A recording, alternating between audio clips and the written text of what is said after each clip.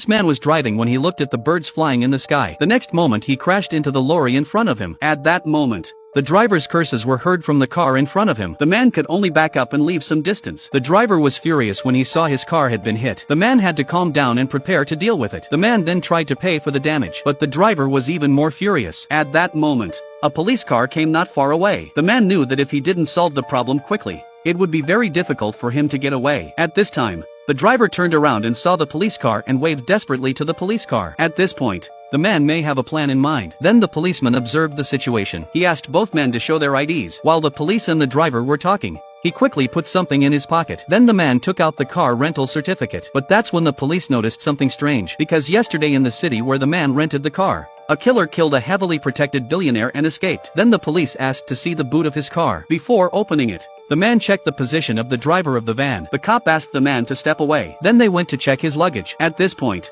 the man looked again at the driver's position. As the cop opened the boot, he realized that the killer was in front of him. The killer didn't hesitate to shoot. Then he threw his pistol to the driver and drew the cop's gun to kill him. He did it because he expected the driver to be untrained. When people panic, they instinctively do what they're told. In confusion, they forget to call for help. Then he wiped the fingerprints off both guns and put them back in the hands of the bodies. He didn't forget to retrieve his ID from the cop's coat pocket. He left the scene before any witnesses could be seen. He set up a shootout between the cop and the driver. It's far-fetched, but he planned it in a matter of seconds. He didn't have to cover it up. He just had to slow down the police investigation to give him time to escape. Soon he saw a number of police cars with their sirens blaring heading towards where he'd come from. For the time being, the police hadn't picked up on his presence. But the thing that bothered him most at the moment wasn't running away. His wife had discovered his secret room, and in it was a full-scale model of his head, fake driver's licenses and passports with all kinds of money and 2 pistols. While the man was fleeing, he received a remote alarm from the chamber. On the monitor, he saw that his wife and his family had discovered his secret. In the past,